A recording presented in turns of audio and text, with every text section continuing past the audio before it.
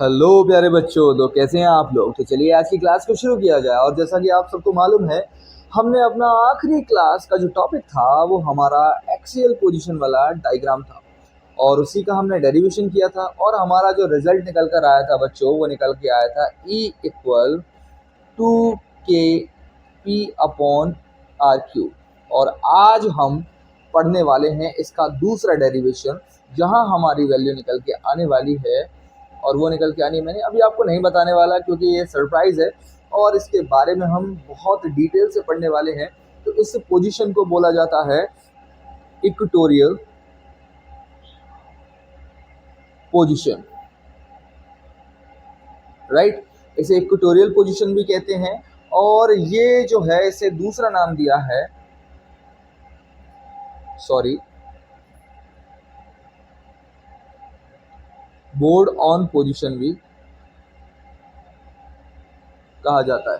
ठीक है, तो ये किसी भी नाम से आपके सामने आके आपको कंफ्यूज कर सकता है। तो उम्मीद है आप सब सारी बातें सीख लेंगे, तो ये आपके बोर्ड एग्जाम में आपकी मदद करेगा। तो चलिए शुरू करते हैं इसका डेरिवेशन और ये कैसे होता है।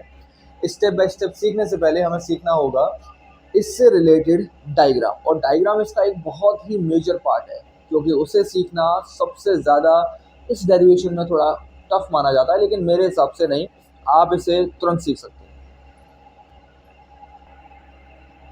तो बच्चों, जैसा कि आप सबको दिखाई देने वाला है ये डायग्राम, और ये डायग्राम जो है इसके अंदर अब हमें बहुत सारी चीज़ें समझनी है। तो एक चीज बात सॉरी, एक एक बात आपको बड़े ध्यान से सीखनी होगी, क्योंकि जब तक आपको डायग्राम नहीं आएगा तब तक शायद आप इस पूरे कॉन्सेप्ट को नहीं समझ पाएंगे। तो जो मैं आपको बताने वाला हूँ उसे ध्यान से सुनना। ये मैं आपके लिए पहले ही बना चुका हूँ, बस मैं आपको सब चीज़ें बताऊंगा, उन्हें ध्यान से सुनना आपको, ठीक है। तो हुआ क्या, हुआ ये कि हमने सबसे पहले डाइपोल बनाया, एक नेगेटिव चार्ज रखा, एक पॉजिटिव चार्ज रखा, ठीक है। उसकी हमने लेंथ मालूम की है कि टोटल लेंथ 2L होती है, तो हमने दो हिस्सों में डिवाइड की, सेंटर से L और L, ठीक है। इस बार हमने पॉइंट पहले हमने रखा था यहाँ पे, टेस्ट चार्ज हमने कहाँ रखा था, एक्सियल पोजीशन, मतलब इसके एक्सिस के अलाउंग। लेकिन इस बार हमने उसे उठा के कहाँ रखा है, यहाँ रखा है, दिखाई दे रहा है सभी को, यहाँ पे। अब हमने इस पॉइंट चार्ज को यहाँ पे रख दिया। अब इससे होगा क्या, होगा ये कि पॉजिटिव पॉजिटिव को क्या करेगा, रिपेल करेगा। रिपेल करेगा, इस वजह से ये कहाँ जाएगा, ऊपर की तरफ, इसलिए मैंने इसको E2 लिखा। इंटेंसिटी इस पे लगेगी आउटवर्ड, बाहर की तरफ। यहाँ पे आप देखेंगे तो ये नेगेटिव है, ये पॉजिटिव है, तो ये इसको क्या करेगा, अट्रैक्ट करेगा। तो यहाँ पे जैसा क्लियर हमें समझ में आ रहा है कि चार्ज 1 ने इसको अट्रैक्ट किया, इसलिए इसकी इंटेंसिटी ये हो गई, और चार्ज 2 ने इसे रिपेल किया, तो इसकी इंटेंसिटी ये हो गई। अब आपको मैं एक बहुत बेसिक सी बात पूछने वाला हूँ, एक बात बताओ, अगर ये दोनों इस तरह से फोर्स लगता है, मतलब ये कोई बॉक्स है और इस बॉक्स पे एक फोर्स ऐसे काम करता है, एक फोर्स ऐसे काम करता है, ठीक है, F1 और F2, तो आप बताइए बॉक्स कहाँ जाएगा। जाहिर सी बात है, ये बॉक्स आपको मालूम चलेगा कि इधर की तरफ जाएगा। मतलब अगर कोई इधर रस्सी पकड़ के खींचेगा, इधर रस्सी पकड़ के खींचेगा, तो बॉक्स किधर जाएगा, बॉक्स ऐसे जाएगा। ये इसका क्या होगा, डायरेक्शन होगा। तो ऐसे ही हमें ये समझना है कि अगर यहाँ पे इस चार्ज के ऊपर ये दोनों इंटेंसिटी इस तरह से काम करने वाली हैं, तो ये किस तरफ मूव करेगा। तो इसे मैं आपको सबसे पहले जो समझाने वाला हूँ, इसके टर्म्स को, उनको ध्यान से सुन ले, ठीक है। चलिए, अच्छा, यहाँ पे एक पॉइंट और, ये पॉइंट, इस पॉइंट को भी समझ लें सभी लोग। ये जो है एक L है, ये क्या है, R है। अगर इसको मैं थोड़ा सा स्पेसिफिक तरीके से बनाऊँ आपके लिए, ठीक है, हम हर एक डायग्राम को स्पेसिफिकली समझेंगे। ये हमने बनाया एक, आई थिंक ये आपको दिखाई दे रहा होगा, एक राइट एंगल ट्राइंगल। क्या बनाया हमने, ये एक राइट एंगल ट्राइंगल। बन जाओ भाई, बन गया। क्या बनाया हमने, ये राइट एंगल ट्राइंगल। इसकी ये लेंथ क्या है, ओ सॉरी, इसका बेस क्या है, L से रिप्रेजेंट हो रहा है, ठीक है। और इसकी जो हाइट है वो किससे रिप्रेजेंट हो रही है, R से हो रही है, इसे हम परपेंडिकुलर कहते हैं।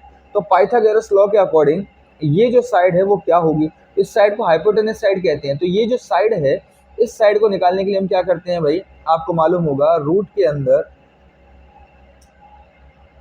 परपेंडिकुलर का स्क्वायर प्लस बेस का स्क्वायर, ठीक है। ये पाइथागोरस लॉ से हमने क्या किया, इसको यहाँ पे लिखा हुआ है। तो ये बात मुझे लगता है पहले आपको समझ में आ गई होगी। अब हम दूसरी बात पे चलते हैं, इसे हम थोड़ा सा डिटेल में समझने की कोशिश करेंगे, ठीक है गाइस। जैसा कि आप सभी को दिखाई दे रहा है, यहाँ पे मैंने इसको थोड़ा अलग से नोट कर लिया। अब देखो जरा, यहाँ पे E2 लग रहा है, ये E1 लग रहा है, तो ये कैसे जाएगा ये हमें मालूम चल गया है। ये कुछ ऐसे जाएगा, कैसे जाएगा, इस तरह से क्या करेगा, ये मूव करेगा। ठीक है, तो हम क्या करेंगे, अब हमारे दिमाग में आता है कि सर पहले वाले में तो अपोजिट जा रहा था, तो हमने क्या कर दिया था, माइनस कर दिया था। अब इसमें तो दोनों एक ही तरफ ले जा रहे हैं, तो हम क्या कर दें, दोनों को प्लस कर दें। हाँ, प्लस तो करेंगे, लेकिन हम डायरेक्ट E1 और E2 को डायरेक्ट हम प्लस नहीं कर सकते। इसका रीज़न ये है क्योंकि दोनों ही किसी न किसी एंगल पे लग रहे हैं। अब ये एंगल की बात कहाँ से आ गई, एंगल थोड़ा सा समझना आपके लिए आसान होगा। बस आपको एक छोटी सी चीज़ ध्यान रखनी है, आपको कुछ ट्राइंगल्स के रूल मालूम होना चाहिए। मैं एक लाइन खींचता हूँ क्योंकि मुझे डायरेक्शन तो मिल गया है, तो डायरेक्शन तो मेरा आ गया ये वाला। ठीक है बच्चों, ये डायरेक्शन है, यहाँ पे ऑब्जेक्ट क्या करेगा, मूव करेगा।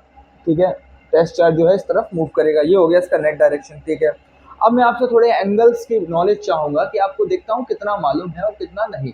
तो सबसे पहले एक बात बताइए, यहाँ पे एंगल अगर मान लीजिए थीटा है, क्या एंगल है यहाँ पे, थीटा। मैंने एज्यूम किया क्योंकि मैं मान सकता हूँ एंगल तो कोई भी होता है, मिसिंग एंगल थीटा।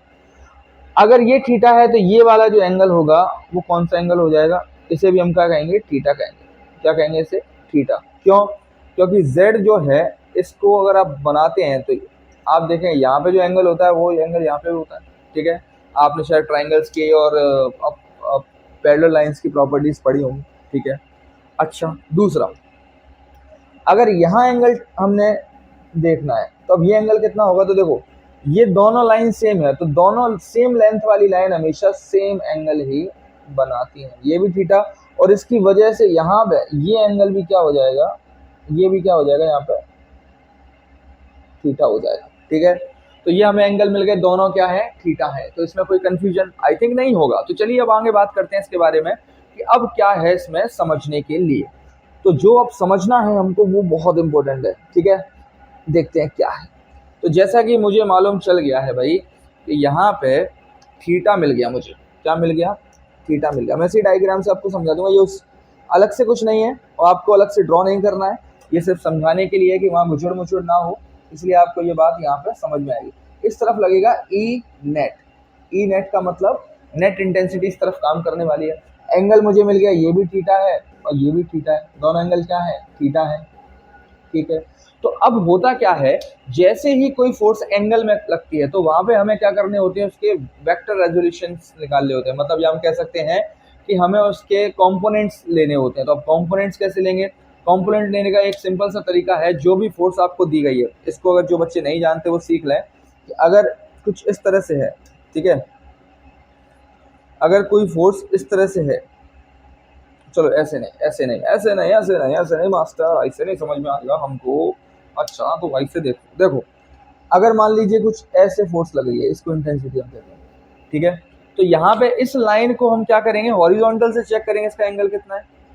अच्छा, और वर्टिकल से चेक करेंगे इसका एंगल कितना है। मतलब हमें ऐसी दो लाइन खींचनी होंगी जो एक दूसरे से 90 डिग्री हो, तो हमें पता चल जाएगा हॉरिजॉन्टल से कितना एंगल बनाता है। जिस तरफ से हम एंगल देख रहे हैं उस साइड को हम बोलते हैं कॉस, क्या बोलते हैं, कॉस थीटा। ठीक है, और कंपोनेंट किसका ले रहे हैं, ई का, तो हम बोलेंगे ई कॉस थीटा। और जिस तरफ एंगल नहीं होता है, जिस तरफ थीटा नहीं होता, उसको बोलते हैं हम ई साइन थीटा। दोबारा समझ लें, सबसे पहले अगर कोई भी फोर्स आपको सीधी दिख रही है तो ठीक है, अगर वो टेढ़ी मेढ़ी दिखाई दे रही है एंगल्स में, तो आपको क्या करना पड़ेगा, उसके हॉरिजॉन्टल से और वर्टिकल से कंपोनेंट लेने पड़ेंगे, मतलब एंगल लेना पड़ेगा। और जैसे ही एंगल मिलेगा, फिर एंगल पे डिपेंड करता है कि आप कौन सा एंगल चूज कर रहे हैं। अगर आप हॉरिजॉन्टल एंगल ले रहे हैं तो हॉरिजॉन्टल वाली साइड को आप कॉस थीटा बोलेंगे, अगर वर्टिकल एंगल ले रहे हो तो वर्टिकल वाली साइड को कॉस थीटा बोलते हैं, बची हुई साइड को आप साइन थीटा कहेंगे। आई थिंक ये बात आपको समझ में आ गई होगी। तो चलिए अब आगे बढ़ते हैं। तो अब आप देखेंगे ज़रा कि यहाँ पे भी मैंने क्या किया, इसके दो कंपोनेंट दे दिए। ठीक है, यहाँ पे मैंने क्या किया, इसके दो कंपोनेंट बना दिए। ऐसे करके एक लाइन खींचते हैं, चलिए गाइस, और ये हमने खींच दिया एक सीधा लाइन, ये हो गया कंपोनेंट। ठीक है, अब आप देखो ये थीटा है, एक कंपोनेंट ये वाला, एक कंपोनेंट ये वाला। ठीक है, तो ध्यान से देखेंगे, इस E1 का ये वाला जो कंपोनेंट है, ये वाला कंपोनेंट, इसको हम बोलेंगे E1 cos थीटा। और ये वाला जो, अब देखो दोनों एक ही तरफ लग रहे हैं तो एक ही कंपोनेंट को हम दोनों से स्टडी करेंगे। ठीक है, तो यहाँ पे हम क्या बोलेंगे, E2 cos थीटा। डन। तो ये जो कंपोनेंट है वो दोनों का रोल प्ले करेगा, E1 cos थीटा का भी और E2 cos थीटा। ये वाले एक दूसरे से कैंसिल हो जाएंगे क्योंकि अपोजिट डायरेक्शन में, इसको हम बोलेंगे E2 साइन थीटा और ये हो जाएगा हमारा E1 साइन थीटा। तो ये दोनों अपोजिट डायरेक्शन में लग रहे हैं और ये दोनों ही एक दूसरे से क्या हो जाएंगे, कैंसिल हो जाएंगे, क्योंकि यहाँ पे एक चीज़ सिंपल सी है और वो ये कि अगर इक्वल डिस्टेंस पे है, क्या है, इक्वल डिस्टेंस है, इक्वल चार्ज है, क्या है, इक्वल चार्ज, तो फोर्स भी कैसी होगी, फोर्स भी कैसी होगी, इक्वल ही होगी। याद रखेंगे इस बात को। तो अब देखो ज़रा, दोनों चार्जेस कैसे होते हैं, होते नेचर में अलग अलग लेकिन होते तो इक्वल ही है ना, मतलब ये प्लस और माइनस का ही अंतर होता है, बाकी दोनों का मैग्नीट्यूड सेम होता है और दोनों की डिस्टेंस भी सेम है। तो यहाँ इस पॉइंट पर लगने वाली जो इंटेंसिटी है, ये और ये दोनों क्या हो जाएंगे, E1 और E2 बराबर होगी, लेकिन हाँ कॉम्पोनेंट थोड़े से अलग हमें इस्तेमाल करने होंगे। तो चलिए अब देखते हैं इसको सॉल्व कैसे किया जाए। आई थिंक ये बात आपको समझ में आ गई, ठीक है, तो इसको कर देते हैं साफ। चलिए अब देखेंगे यहाँ पे सबसे पहले कि आखिर हुआ क्या। तो हुआ ये कि हमें ई नेट मिल गया, और ई नेट हमें क्या मिल गया, यहाँ पे ई नेट मिल गया बच्चों हमको, यहाँ पे E1 कॉस थीटा और नीचे क्या है, मतलब नीचे क्या, मतलब दो ही कंपोनेंट है, तो दूसरा कंपोनेंट क्या है, E2 कॉस थीटा। लिखने के लिए मैं नीचे लिख रहा हूँ, तो दोनों एक ही साइड जाएंगे तो हम दोनों को क्या कर देंगे बच्चों, प्लस कर देंगे। लेकिन उससे पहले मुझे E1 और E2 की वैल्यू चाहिए। तो पहली कंडीशन क्या है, E1 बराबर किसके है, E2 के है, और इन दोनों को मैं अगर E मान लूँ तो मुझे कोई दिक्कत, या आपको कोई दिक्कत नहीं होगी। चलिए ठीक है, पहला कंडीशन, पहला E1 का वैल्यू हमें निकालना है। तो E1 का जो वैल्यू है वो क्या होगा, देखो जरा ध्यान से। सबसे पहले E1 का वैल्यू क्या होता है, पहले आपको इंटेंसिटी मालूम होनी चाहिए। इंटेंसिटी क्या होती है, K Q upon R square, क्या होती है, K Q upon R square, ये फॉर्मूला होता है इंटेंसिटी का।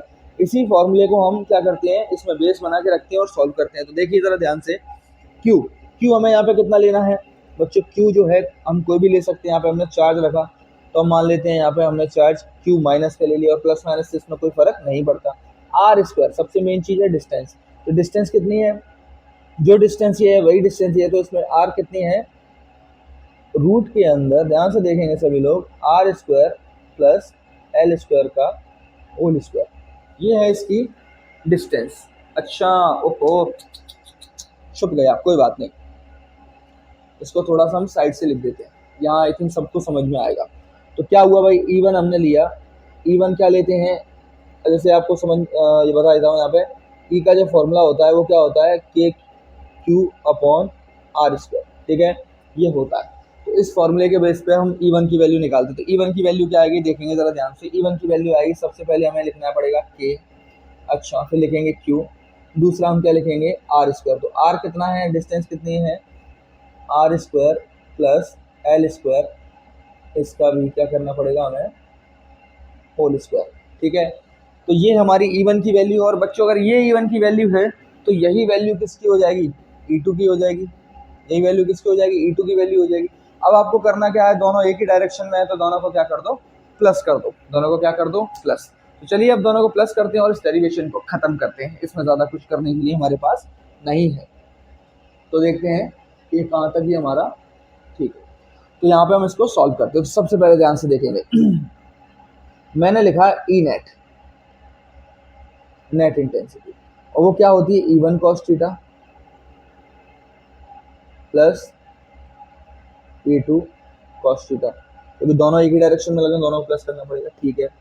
अच्छा, E1 की और E2 की वैल्यू सेम है, ये तो इसको रख देता हूँ मैं, नहीं उससे पहले दोनों को हमने E माना है, तो क्या हो जाएगा, देखना ध्यान से, E रख दूंगा यहाँ पे cos थीटा प्लस ये भी क्या हो जाएगा, E बन जाएगा cos थीटा।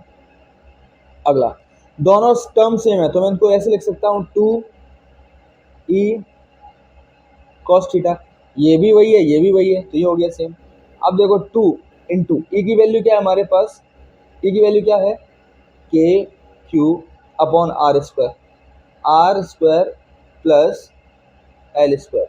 मैं सिर्फ इतना ही लिखूंगा, क्यों लिखूंगा, तो इसका मतलब ये है बच्चों, देखो ध्यान से, यहाँ पे R square plus L square, अगर इसका रूट है तो स्क्वायर से रूट हट जाएगा तो बचेगा क्या, केवल R square plus L square, इसलिए मैंने केवल इतना ही लिखा, इनटू कॉस थीटा ठीक है, यहाँ तक मुझे लगता है सबको बात समझ में आ गई होगी कि क्या लिखा मैंने। यहाँ पे बच्चों मैंने क्या किया, सबसे पहले मैं आपको बता देता हूँ, क्लियर कर देता हूँ, जिससे कि ये स्टेप सारे आपको क्लियर हो जाए।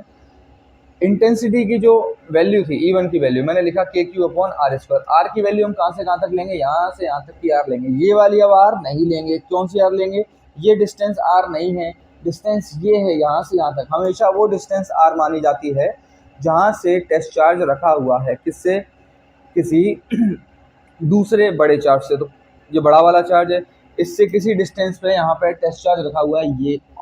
तो ये जो डिस्टेंस है, ये वाली जो डिस्टेंस है, इस डिस्टेंस को मैं क्या बोलूँगा, आर बोलूँगा। निकालेंगे कैसे इसे, तो यहाँ पे देखो, इससे हमने आर और एल माना, तो यहाँ पे कॉम्पोनेंट मिल गया हमें R² + L² का रूट। ठीक है, इसके बाद मैंने इसको यूज़ किया यहाँ पर। ठीक है, स्क्वायर करने पर क्या होता है कि रूट हट जाता है, तो क्या बचा केवल R² + L²। E1 cos theta + E2 cos theta, जैसा मैंने आपको बताया था स्टार्टिंग में, दोनों ही सेम बात है, दोनों की जगह मैं ई रख सकता हूँ, तो मैंने दोनों की जगह ई रखा। जब दोनों बात एक ही हो गई तो फिर दोनों को मैंने एक साथ 2 लिख दिया। ठीक है, जैसा आपने पढ़ा होगा शायद मैथमेटिक्स में, ऐसा लिखते हैं हम x + x, तो क्या कर सकते हैं उसको हम 2x लिख सकते हैं। यहाँ बताया दो x + x, क्या लिख सकते हैं हम उसको 2x लिख सकते हैं। ठीक है, तो ये जो है मैथमेटिक्स आपको इतना बेसिक आना चाहिए। तो इस वजह से फिर हमारे पास क्या निकल के आया, यहाँ पे 2e cos थीटा आ गया। 2e cos थीटा आने के बाद 2e cos थीटा आने के बाद हमने इसको यहाँ पे लिखा। अब आते हैं cos थीटा पे बच्चों। cos थीटा आखिर क्या है, तो देखना ध्यान से, ये ट्राइंगल है जो हमने अभी बनाया है, अभी हमने समझा। अगर इसमें cos थीटा बोला है तो cos थीटा क्या होता है, अगर आपको 10th क्लास का याद है, उसमें अपन पढ़ते थे पंडित बद्री प्रसाद हर हर बोले, याद है क्या।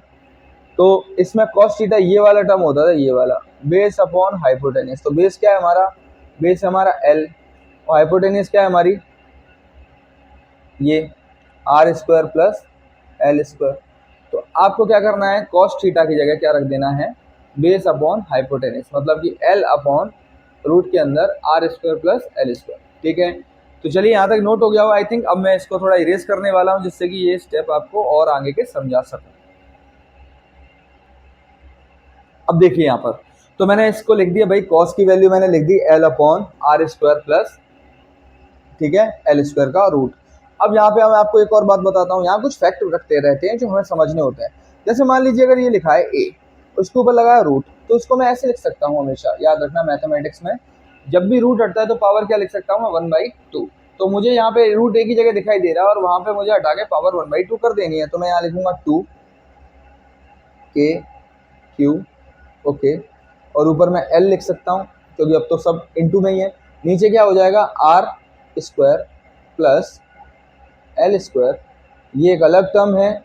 और जो मैं अब लिखने वाला हूँ ध्यान से देखना, R² + L², इसकी पावर क्या हो जाएगी, रूट हटने के बाद 1/2, इसकी पावर ये हो जाएगी। ठीक है, अच्छा इसकी पावर हमें मालूम है, जिसकी कोई पावर नहीं होती उसे हम 1 मान लेते हैं, इसकी पावर 1/2 है।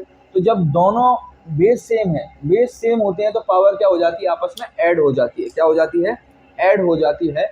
तो पावर ऐड हो जाएगी तो हम क्या लिख सकते हैं इसको, 2KQL। ये L अगर आपको कंफ्यूज करे तो याद रखना, इस डंडी ऐसा L बना रहा हूँ मैं। ठीक है, और नीचे क्या आ जाएगा, यहाँ पे नीचे आ जाएगा, ध्यान से देखना, पावर इन दोनों की क्या हो गई, ऐड हो गई। तो पावर अगर बताओ मुझे जरा, तुम लोग बताओ, एक में आधा जोड़ेगा तो कितना होगा, ऑब्वियसली 1.5 हो जाएगा। 1.5 को हम लिखते हैं 3/2, तो क्या हो जाएगा यहाँ पे, R² + L² की पावर कितनी हो जाएगी यहाँ पे, 3/2। ये हो गई इसकी पावर। ठीक है, ये स्टेप समझ में आ गया। अब आपको क्या करना है, एक सिंपल मैथमेटिक्स लगाना है और इसको खत्म कर देना है। ठीक है, तो यहाँ तक हमें समझ में आ गया, अब हम आगे बढ़ते हैं। अब यहाँ से, सॉरी बच्चों, बोर्ड थोड़ा सा छोटा है और इस वजह से हमें बार बार इरेज करना पड़ता है, बट आप चिंता ना करें, आप सिर्फ इसे समझने पे ध्यान दें और इससे रिलेटेड जो भी डाटा है, नोट्स हैं, वो सब आपको ग्रुप में मिल जाएगा। और ग्रुप में ज्वाइन होने के लिए इस वीडियो के नीचे दिए गए टेलीग्राम लिंक पर आप जाकर क्लिक कर सकते हैं और उस ग्रुप को ज्वाइन कर सकते हैं। वहाँ हमारे सभी चैप्टर्स के नोट्स और साथ ही साथ वहाँ पर आपको कुछ टेस्ट सीरीज भी लगाने का मौका मिलेगा हर चैप्टर वाइज, जिसकी वजह से आपका स्कोर जो है बहुत अच्छा हो सकता है। तो चलिए, प्रचार प्रसार हो गया, अब आगे बढ़ते हैं। तो यहाँ पे क्या है, अब मान लीजिए कंडीशन दी जाती है, मानना क्या है, कंडीशन ये हमारे सामने, और कंडीशन क्या थोड़ी खराब है, देखिए क्या खराब है कि ये जो डिस्टेंस है यहाँ से यहाँ तक की, इसे बहुत ज़्यादा माना जाता है। ठीक है, चलो छोड़ो, ये भी छोड़ो। ये जो डिस्टेंस है इसे बहुत ज़्यादा माना जाता है। आपने पहले वाले न्यूमेरिकल में कहा था आर की वैल्यू क्या होती है, एल से बहुत बड़ी होती है। इस वजह से क्या होता है, जो एल होता है उसे नियरली ज़ीरो मान लिया जाता है। ठीक है, आर की वैल्यू एल से बहुत बड़ी मानी जाती है, इसलिए उसे नियरली ज़ीरो मान लिया जाता है। तो अब यहाँ पे होगा क्या, अगर मैं इसको ज़ीरो मान लूँ, मतलब इसका मतलब क्या, देखो गाइस समझो ध्यान से कि एल इतना छोटा होता है वैल्यू में कि अगर मैं आर में उसको प्लस भी करूंगा तो भी आर की वैल्यू में कोई फर्क नहीं पड़ेगा, इसलिए उसको जीरो ही मान लो ना, क्या ही मतलब है, क्यों फालतू में कैलकुलेशन बढ़ानी, बस ये मतलब होता है। यहाँ मत जीरो मान लेना क्योंकि इससे होगा तो पूरा जीरो हो जाएगा। तो अब यहाँ पे क्या हो जाएगा, 2k/q/l और नीचे क्या आ जाएगा भाई हमारा r²। ये जीरो हो गया तो सिर्फ यही बचा और इसकी पावर हो जाएगी 3/2। 2 से 2 कैंसिल हो जाएगा, इस 2 से 2 कैंसिल हो जाएगा तो हमारे पास क्या आ जाएगा, हमारे पास आ जाएगा 2k/q/l/r³। ठीक है, अब जिन बच्चों को डाइपोल मोमेंटम का फॉर्मूला मालूम है, वो बताएं ज़रा। मैं 2ql इसकी जगह रख सकता हूँ, तो फॉर्मूला होता है P = 2ql। तो अब ध्यान सुनना, इसके P आ सकता है तो क्या आ जाएगा P और ये है K और नीचे कितना आ जाएगा R3। तो इंटेंसिटी जो आ गई हमारी नेट, वो कितनी आ गई, वो आ गई Kp/R3। तो इससे पहले वाली जो इंटेंसिटी थी बच्चों, वो कितनी निकल के आ रही थी हमारी, E = 2Kp/R3। तो इस बात को मैं यहीं क्लियर कर देता हूँ, याद रखना बच्चों, एक्सियल पोजीशन पे इंटेंसिटी डबल होती है और इक्वेटोरियल पोजीशन पे इंटेंसिटी उससे कम हो जाती है। मतलब कि अगर मान लो यहाँ पे इंटेंसिटी की वैल्यू अगर 5 है तो उस वाले डेरिवेशन में इंटेंसिटी की वैल्यू कितनी होगी, 10 होगी। याद रखना इस बात को। तो इन दोनों में बस इतना ही डिफरेंस है। तो मिलते हैं हम अपनी अगली क्लास के अंदर। आई होप आप लोग को ये बात समझ में आ गई होगी और ये डेरिवेशन हमने आपको बहुत रफली समझाया है। बाकी इसे क्लियरली समझने के लिए आप नोट्स में जाके देख सकते हैं और नोट्स के लिए मैंने आपको एड्रेस बता ही दिया। तो थैंक यू सो मच। मिलते हैं हम अपनी अगली क्लास के अंदर, जहां हम सीखने वाले हैं डाइपोल मोमेंटम के बारे में और उसके डेरिवेशन के बारे में कि उस पर लगने वाला टॉर्क आखिर कैसे काम करता है।